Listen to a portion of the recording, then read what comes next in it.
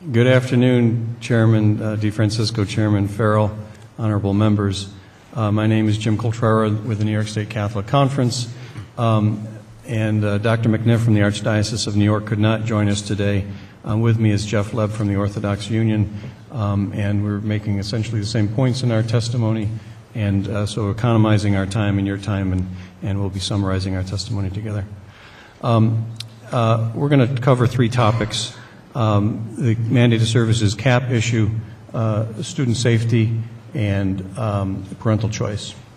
And let me lead off on the mandated services cap issue by first reiterating our deep appreciation to you for your negotiations last year in including in the state budget a very, very important agreement that helps to begin to resolve the long-standing dispute on cap and mandated services aid. That agreement, embodied in the budget, called for the State Education Department to issue a plan to satisfy the obligation under the program. Equally important, it reestablished the original cap reimbursement formula, which was originally negotiated to reflect actual costs, reestablished that formula for use beginning in this coming fiscal year. Unfortunately, the department has yet to produce their plan. They did, and the Commissioner did acknowledge to you, Mr. Cusick, this morning that they did issue a memo back in April of 2011, which set forth back then what the outstanding obligation was. We can very easily use that analysis and project what the debt is. And we, in the independent religious school community, project a total state obligation for unmet expenses of $210 million.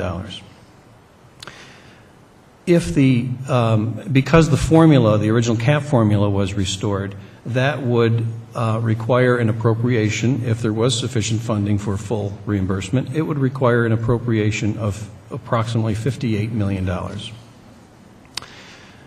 The governor's recommended budget, while providing us with an equitable increase, as he does for public schools, a 4% increase.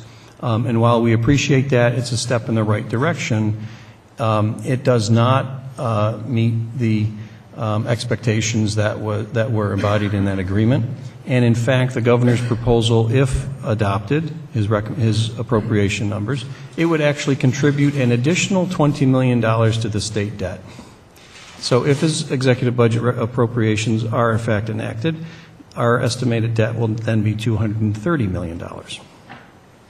I need to point out that the governor's language, unfortunately, also appears to contravene the agreement enacted last year by putting in language that would actually cap the state's obligation for cap expenses for the 2011 school year, capping the state's liability and saying, we don't owe you what the formula would demand. We owe you only what we're available to appropriate, able to appropriate. We are hoping that the governor will fix that in his 30-day amendments, but urge you to do so if he does not. I find it also disconcerting that Commissioner King this morning spoke of another program within the State Education Department that has a long-standing deficit, and that's the 3020A hearing procedure and those payment of those hearing officers.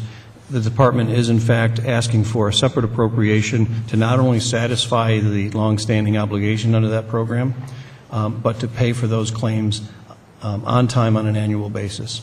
We would expect nothing less for our schools as well. Good afternoon. Thank you for allowing me the opportunity to testify here as well. The second issue that we want to talk about is health, safety, and security of our schools. The gun control legislation enacted 2 weeks ago in the governor's executive budget as well rightly include additional funding for schools to provide enhanced safety measures. The gun control measure also creates a new school safety improvement teams charged with reviewing the safety plans for schools. Sadly, these initiatives are limited to public schools, leaving the parents, administrators, and teachers of nearly 500,000 children in religious and independent schools puzzled and angry. The tragic shooting in Newtown, Connecticut is a startling reminder to all that senseless violence can occur at any school. No school is immune from the dangers that may exist within the community. No school can say that they are free of mentally disturbed or disgruntled individuals, whether they are workers, parents, administrators, teachers, or even students. And no school should be discriminated against when public funds are provided to protect school children. The need for gun safety and building security goes beyond the public school system.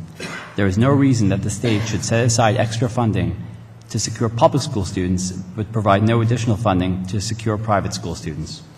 We urge, therefore, in the strongest possible terms, that you appropriate an equitable level of additional funding for health, safety, and security grants to enable religious and independent schools to enhance their safety provisions. We also urge you to amend the new gun control statute, Chapter 1 of the laws of 2013, to include the review of religious and independent school safety plans by the school safety improvement teams established by the new law. Thank you.